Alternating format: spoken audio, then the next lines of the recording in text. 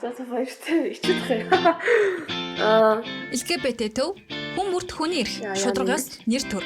Та яг одоо Mongolian Queen podcast-ийг сонсож байна. За юу яцгаана? Өнөөдөр би Mongolian Queen podcast-нд оролцох гээд ирсэн байна. Тэгээд надад эндээс 13 асуулт өгсөн байгаа. Би энд өөрөө хариулаад явах юм. За эхнийх нь мэдээж болохоор өөрийгөө танилцуулна гэсэн байгаа. За намайг болохоор Өөкө гэж дууддаг. За би одоо 21 настай. Нэг төрийн бус байгууллагаас тэтгэлэг аваад дахиад суралцж байгаа магистрийн зэрэгт Монгол Улсын их сургуульд. За тэгээд тэндээ давхар ажил хийж байгаа. Одоогийн байдлаар иймэрхүү байна. За өнөөдөр яах гэж ирсэн бэ гэх асуулт байна. Өнөөдөр болохоор Queer podcast-нд оролцоход ирлээ. Сая өглөө болохоор имэтигээ сонгуулаа өгсөн юм аа. Тэгээд сонгуулаа та нар хэрэг өгөөгүй дээ насан турсан бол заавал өгөөрэй гэж хүсмээр байна.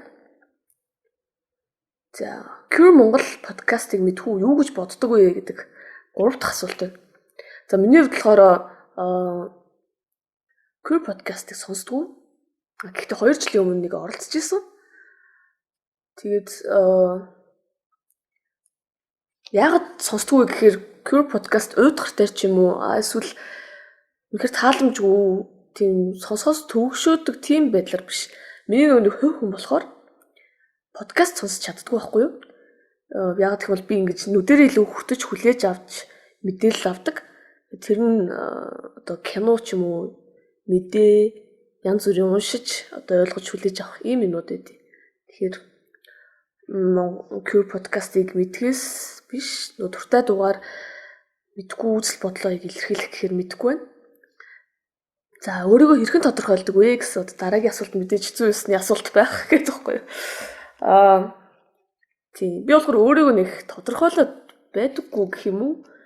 Ер нь тэр тал дээр заавал тийх албагүй гэж боддог байхгүй юу? Гэхдээ яг нь тодорхойлох шаардлагатай энэ хүү одоо олон улсад гарч иж байгаа нэршлүүдээр нэрлэх шаардлага гарах юм бол бисексуал тэгээ сэжжендер эмэгтэй гэж явдаг. Тэгээ дараагийн асуулт нь яагаад тэгж тодорхойлд ингэж асууж байна те? Яагаад тодорхойлсон гэж тайлбарлаач гэд. За бисексуал гэж байгаа юм болохоор мэдээж тодорхой би болохоор ингэж эрэгтэй хүнд сайн болох ч юм уу, эмэгтэй хүнд сайн болох тэдэртэй амьдрах ч юм уу иймэрхүү байдлаар миний сэтгэл зүрх явдаг гэсэн үг. Тэгээд сэжжендер гэдэг нь болохоор миний хувьд болохоор эмэгтэй биетэй төрсөн миний сэтгэл зүйч гэсэндээ эмэгтэй чиглэлээ гэсэн үг. Тийм болохоор тэгж тодорхойлж байгаа. Тиймэрхүү. За тэгээд би бисексуал байлаа гэхдээ найз залуутай байж иж охин хараад яваад байхгүй, найз охинтой иж залуу хараад яваад байхгүй. Нэг хүнд бол үнэнч байна. За анх өөрийгөө хэдтэй дээ хэрхэн мэдэрч байв гэд тэгж байна. Би анх 13 мөрөвтэй байсан баг гэж бодож байна. Тэгээд яг тодорхой юм бол санахгүй. Мэдээж тийм мэдрэмжийн асуудлууд бол явагддаг байсан баг тий. Би тэнгуүл тэр яана би ингээл ижил хийснээр сонирхт юм шүү дээ. Би үгүй мэнэ би эрэгтэй хүн татдаг тийм ээ. Эмэгтэй хүн татдаг тийм ээ гэж мэгээд тийм юм бол яг тодорхой болж байгааг. Тийм ямар ч сан нэг 9 дугаар ангид ask гэдэг нэг аппликейшн амар ирчиг авч ирсэн байхгүй юу одоо тий. Ингээд нэрээ нууцлж хүмүүс асуудаг. Тэгсэн чинь намайг нэг хүн ингээ асуусан. Чи ир юм уу, им юм уу? Чи юу нэмэгтэй хүн сонирхт юм биш үү? Асуусан байсан байхгүй. Тэгээ би тэрэнд чи бисексуал гэж мэдхүүгээд хариулсан байснаа сая нэг жилийн өмнө олж харсан байхгүй. Тэр хариулт гэсэн чинь намайг бүр 9 10 дугаар ангид байх үе хариулт байсан. Тий. Тэр ер нь бол тэр үед мэдчихсэн байна гэсэн үг. Гэхдээ би 10 жилд байхдаа ч юм уу хинч хэлж байгаагүй. Тийм. За энэ дараагийн асуултаас ярив. Яагаад гэх юм бол дараагийн асуулт нь come out түүхээ ярина уу гэсэн асуулт байна. Тэгээд хашлтан дотор хамгийн анхны, хамгийн гонигтай, хамгийн дурсамжтай, сургамжтай гэх мэт гэд бичсэн байна. За би come out хийсэн гэх юм бол хамгийн анх сайн үзээгээ Солонгост байхад нь биччихсэн. Тэгсэн ч тийм юусоо тэгж бодож байгаа миний байд юм уу гэсэн тийм хандлагаар хүлээж авчихсан байхгүй. Тэгсэн намайг амар гоё ойлгож хүлээж авсан. Хамгийн анхных нь энэ байлаа.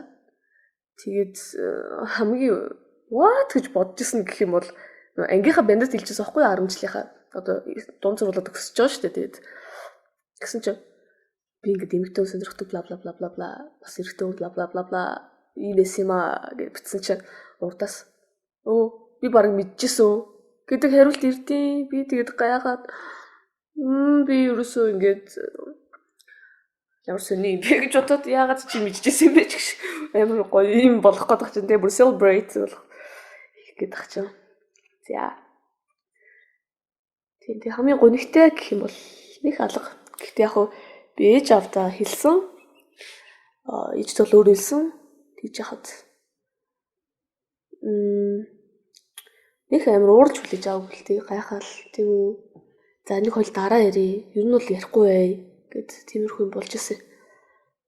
Тэгэд маргааш өдөр нь мэдсүү төрөөс ахгүй. Тэгээ оройн мессеж ирсэн бахаар нь би за юу гэж юм бол доо гэртээ хармаар л гэж байгаа юм билгүй л мессеж авчихсан чинь ээжд нь ингээд чиний өчтөрийн ярьсан юм ерөөсөө таалагдаагүй. Тэгтээ ээж нөхөндөө хайртай хэвээрээ шүү гэд бичсэн байсан. Тэгээд би тэрнээс хойш ойлгоод энэ тухай дахиж дурсаагүй нэг нэгэндээ эвгүй нэг мэдсэн. Тэгээд болоо хайртай хэвээрээ. Манай аавс надаас өөр асуужсэн. Тэгээд би үнэлсэн. Манай аавч яг ээжтэй адилхан одоо реакц гаргасан. Тэгээд нэг мэдгцэнээс шахиж энэ талаар дурсаагүй. Заавал одоо нэгд мэдсэн тэгээд надад халтай юм ихгүй би тэр хүмүүсийг одоо зовоох юм хийхгүй байхад дурсаадах шаардлагагүй мэнэ гэдгийг ер нь ойлгож авсан гэх юм уу. Одоо заны дараад нэрээ. Яг л дараагийнх нь асуулт нь гэрийнх нь мэддэггүй бэрхшээл юу байсан бэ гэд 8 дахь асуулт байна. Би тэгсэн чинь сая баг хариулчлаа тий. Манай гэрийнх ерөнхийдөө мэддгээ бөө мөгс хүртэл асуусан байлээ гэх байхгүй. Тийм. Тэгээ нөгөө бөө нь бол ийм хөвгт байна гэдэг ингэхгүй гэсэн нэг тийм утгатай билсэн. За энийг байлээ тий. За come out хийх эсвэл хийхгүй байх талаар юу гэж боддог вэ? Зөвлөгөө байна уу нэ? Надад зөвлөгөө гэдэг юм бол яг үндэ бол алга. Come out хийн үү, хийхгүй байна уу? Чиний нөө бидний дуур авахгүй юу те? Одоо come out хийх эсвэл хийхгүй байх. За ингээ come out хийхээ хувьд бол өмнө ярьсанчлан ингээ нөгөө чамайг ойлгох юм байгаа, ойлгохгүй юм байгаа. Тэгээд тэр хүмүүсийг мэдрээд өөрөө нэг хүн нэг дотроо мэдэрдэг шүү дээ, нэг ойлгоод энэ хүн намайг ойлгондоо, энэ хүн ингэхгүй дээ. За энэ хүнд одоохондоо болохгүй юм байна гэдэг юмнуудаа өөрөө тооцоолдог байх хэрэгтэй юм шиг санагддаг байхгүй юу надад. Тэрнээс ч бүр хаагамаагүй ингэж учвал тий. Миний хувьд л тийм. Өөр хүмүүс бол энэгээрээ бүр pride хийгээд ингээд баг хүн болгонд мэдгэдгийг хүсдэг юм шиг байлээ. Миний хувьд л тийм биш. Яг ойлгоно гэсэн хүмүүстээ хэлээд тэгээ заавал хэлэх албагүй өөрөөсөө асуувал ингээд өөртөө мэдсэн байх юм бол окей би яг наач юм уу тийм би нуугаагүй чи өөрөө мэдчихлээ би нуухгүй гэд ингэж хэлдэг. Зарим хүмүүс ойлгож хүлээж аавна тэр хүмүүсийг тэгээд орхиж тийм илүү шинжлэх ухаанч мэдээлэлээр тэр ойлгодог хүмүүсийг хангацгаая.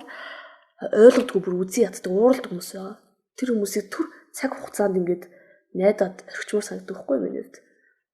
За зарим хүмүүс бол тийм үү за надад who cares тэгээ never mind гэд ингээд явж идэг. Тэгээд тэр хүмүүсийг бол бас орхичих. За тийм штэ зүгээр байдгаар л байцгаая л да. Тэ миний бисексуал байна уу хин байна уу хамаагүй байхгүй. Come out ганц хийгээд дуустдаггүй байнга хийгдэж байдаг асуудал байх таа гэж нэг коммент өгсөн байна. Тийм тэгэл тийм болохоор л тэр нөхцөл байдлаа зохицуулаад явах хэрэгтэй гэж санагддаг. Тэгээ миний одоо эргэн тойронд азарч гэх юм уу одоо тийм ерөөлөөрч гэх юм уу жоохон тийм хэцүү тохиолдлууд цөөхөн байсан. Яг гудамжинд намайг түлхэх элдвэр хэлэх юмуд бол байсан.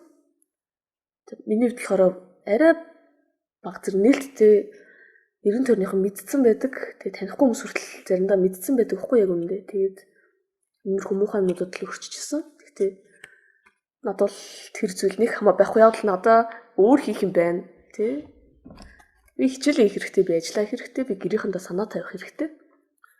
Тэгэхээр энэ зүйл бол нэг ач холбогдол өгөөгүй надад тий. За 10 дахь асуулт. Анхны дурлалын түүх. За юм болгон дээр ингээд хайр дурлалын тухай дурдах заавал шаардлага гарах юм те гэдэг байхгүй. Тийм анхны дурлалын түүх гэж эндээс юу ойлгосон бэ? Юу ойлгох вэ те? Зүрх ингэж өвддөг юм байл гэж одоо ойлгосон шүү дээ тэгэхгүй. Тэгээ сая ингэсэн. За би болохоор бүр анх ингэж сайн болсон те. Дурлал гэх юм цаашаа. Бүр ингэ анх сайн болоод ингэж үзчихсэн тохиолдол гэх юм бол 9 дугаар ангид байсан. Би нэг хүүтэй ингэж чадалдаг те. Тэр хүүтэй сайн болсон байсан. Тэгээд нэг удаа л уулзчихсан амьдралдаа. Тэгээд би нөө тухайн үед ерөнхийдөө миний одоо би хүн те хувь хүний дүр зураг ямар байсан бэ гэхээр тийм ялуун биш. Би ангийнхаа охтуудтай бүр суудалцаж ч явдгаас ахгүй юм. Нөө амар чирхдэг бүр ингэ дотор эвгүүрхэд бүр ялуун ингээл үг сонсгол юм бол бүр ингэ за баг ойгууц хүрдэг те хэтрүүлж ярил. Тэгээд тэ юм сайн мэн гэдэг үг сонсоод гинт шокроод паниктаад ямар хариулт үзүүлэхээ мэдхээ болоод тэгээ миний хэлсэн юу байсан бэ гэхээр би өөр хүн сайн гэдэлсэн. Ийм явуулсан. Би өөр хүн сайн гэдэлсэн. Тэгээл бэлгсээр агаал харьцаа болол ийм их асуудал болсон. Тийм. Босомс. Эндээс юу ойлгох вэ? Тэгээ тэр хүүхдийг би 3 жил мартаагүй. Тэгээд 3 чашиндээ нэг 2 морч юм те. Ерөөсөө хүнийг санах амар хэцүү байд юм байна. Хэрвээ яг нэг ийм хүнд харах юм бол яаж хийж байгаад бүр ингэ зөрөгтэй харьцаж үзье. Надад баг хэрэгтэй байх л гэж тухайн үед энэ жоохон байсан юм чи тэгээд. Тиймэрхүү бодчихсон яг үнэндээ. Одоо бодохоор инээдтэй л санагдтыг. Тий. Одоо ингэ бисекс болохоор анхны эрэгтэй дурлал, анхны эмэгтэй дурлал гэд яг шаардлагатай ч шиг санагдаад байдаг. Гэхдээ яг анхныхаа дурлалыг эндүүлдэй. За хүсэл хосын харилцааны тухай үзэл бодлоо ярина уу? За энэ дээр амар маргаантай асуудал байхгүй. Миний хосын тухай үзэл бодол нэг өөр байдаг. Та нарын өөр байдаг тий. Миний найзуудын өөр байдаг. Миний аав ээж өвөө эмээх бүгд өөр байдаг. Тэгэд яг энийг хэлж өгөх хэрэг миний үзэл бодлыг сонсож байгаа бол намайг ойлгож хүлээж аваасай л гэж хүсэж байгаа байхгүй. Би нөгөө нэг тулах гээгүй та нарт сонсож байгаа хүмүүст ерөөсөө өөрийнхөө үзэл бодлыг тулах гайгүй зүгээр хуваалцж байна. За хосын үед гэх юм бол энд заавал нөгөө нэг LGBTQ болоод straight хүмүүсийн тухай ярих гэдэг ерөнхийдөө ярьчих. Тэгээд энд ерөөсөө хүйс ямар ч хамаа байдгүй мэнэ гэдгийг 2 жилийн өмнөх подкастнда би ингэж бас дурдсан байхгүй юу. Тэгээд тий. Одоо анх яаж харьцаж эхлэх нь яаж анх харьцдаг болсон, яаж анх сайн болсон би юм дээ. Ингэж найзуудаараа уулзчаа танилцсан юм уу, Facebook-ээр, Instagram-аар танилцсан юм уу? Эсвэл тий нэг газар ажилладаг ч юм уу, сурдаг байжгаад явандаа нэгний олж харсан юм уу гэдэг асуудлууд амар олон байдаг. Тэрнээс үл хамааран хөтөлцөх, гой юм ярих, тэгэл ингээл ийм тийм хийх болцох гэх юмнууд адилхан процесстэй явагддаг. Энд юу хэрэгтэй вэ? Мөнгө хэрэгтэй, цаг хугацаа хэрэгтэй, үзэл бодлын одоо ойлголцох тийм төвшин нэг байх хэрэгтэй гэл асуудлын тухай юмуд байна л да. Тэгээд миний гол юм юу вэ гэхээр ер нь юу ч болж исэн өмнөх юмнуудын бити тэгж их сөхдөг байгаасай тий. Тэр өмнөх одоо түүхтэй хүн бол штэ өөр бас хосын түүхтэй. Юу ч болж исэн байж болно. Тэрийг байн бити сөхдөг байгаа ч л гэж одоо хүснээр байдаг. Тэгээд чи бүр яалчгүй буруу юм хийгээд өмнөх хүн рүүгээ ингэж очоод энэ одоо байгаа хүний гомдоогод ивэл ус дурсгаас өөр шаардлагагүй чамайг тэгж гимшүүлэх ёстой гэж нас. Тийм битгээрээ. Тэгээд нэгнийхээ хоббиг амар сайн дэмждэг байх хэрэгтэй. Хэрвээ та хоёр одоо өсвөр насны ч юм уу эсвэл над шиг дөнгөж 20 гарч байгаа хүн байвал хамт сайн дур ажил хийдэг ч юм уу, хамт хэлэндээ бэлддэг ч юм уу, эсвэл зүгээр хамт аялдаг ч юм уу, энэ гоё хоббигаа хөгжүүлвэл нэг нэгэндээ ойрхон байх хэрэгтэй гэж боддог. Тэгээд ер нь л хүмүүс өлөө болтол ярьдаг дөө. Ярилцдаг байгаа чи тий. Заримдаа зарим хүмүүс бол ярилцаач ойлголт сүрдгүү. Тэгээд салхан цаг хугацааны асуудал байдаг. Тэгээд саллаа гэд тэр чинь одоо ямар нэгэн бүтлгүй боллоо гэсэн үг биш. Чи тэр харилцаанаас чинийг ойлгож авдаг. Тэгээд хүнтэй үер хөтсөн л чиний экс үуч чинь одоо илүү сайжирч явдаг гэдгийг магадгүй чи анзаарах бах гэдэг хэвгүй юу ванда. Тэгэл эцсийн өндөр дуусандаа яг нь зарим хүмүүс бол 1-2 үер хөнгөд ингээл явцдаг тий. Шууд сууж мөх асуудал гарсан байдаг. Тэр бол тухайн хүмүүс зохицоол би нэг ойлгоцсон байна гэсэн юм асуудал байх гэж боддог шүү дээ миний хувьд. Тэгээд хүн болгон мэдээж өөр ямар ч томьёо байхгүй. Суур томьёо байгаа. Цаашаа яаж явах үргэлжлэхэд би бол мэдгүй. Миний асуудал өөр, та нарын өөр гэдэг ч юм уу. За. Цаашдын зорилго мөрөдөл юу вэ гэсэн одоо сүүлээс 2 дахь асуудал руу орж байна. Асуудал ч гэх шиг асуулт руу. За. Би цаашаа нэг одоо магистраар сурж байгаа гэсэн шүү дээ. Тэгээд доктороор сурах гэсэн бодол надад их байдаггүй. Харин яах вэ гэхээр өөр мэрэгчлэр магистр хамгаалъя гэж боддог. Одоо энийгээ амжилттай дуусгах чадвал шүү дээ. Тий. Тэгээд тэрний хажуугаар сайн дурын ажиллаа хийхээ зогсоохгүй хүний эрхийн байгууллага ч юм уу эсвэл тэгж хүмүүсийн одоо таатай орчинг бүрдүүлэх комфорт зоныг ингэж үүсгдэг ийм газар одоо кофе шоп чиглэлд байнга нэг кофе шоп хүмүүс ингээл ороод тэндээ тассан байдаг шүү дээ. Гэртээ юм ажилтдаг тэр кофе шопт бол юм аюул тухтай, найзтай уулзалт тухтай байдаг. Тиймэрхүү газар нэгээд гэхдээ илүү чин сэтгэлийн ярилцлага болдог газар нэмэр санагдтыг. Тэрийг нэгээл хажуугаар нь ичлал сураал тий яах хүсдэг миний мөрөөдөл. За. Гэхдээ зориг болгоод биелүүлэх хүсдэг ийм зүйл. За дуртай дугаар нэрлэнэ үү гэнэ. За би мэдээж LGBT төлөөлөл болоод ийм болсныхоо хувьд бас нэг дууд нэрлж яг дуртай гэх биш яг энтэйгээ холбоотой queer podcast-д оролцож байгаа болохоор энэ дууд альч. За Lady Gaga-гийн Born This Way. За тэгээд Take Me to Church байна. За энэ хоёр бол намайг сүүлийн бараг жил амьд явахад тусалсан 2 дуу гэж хэлж болно. Байнга сэргээдэг, байнга одоо намайг юм би тусдаа би хүн штэ гэдгийг мэдрүүлдэг ийм 2 дуу. За. Тэгэд сүүлд нь Futurama. Би Futurama-гийн фэн. Тэгээд Futurama тавтамж гэдэг дууг дуртай дугаараа нэрлэж байна. За ингээд миний 13 асуулт дууслаа. LGBT төв хүн бүрт хүний шударгаас нэр төр. Та яг одоо Тавилан байвал таарцгаая юу? Яаж дуусах вэ?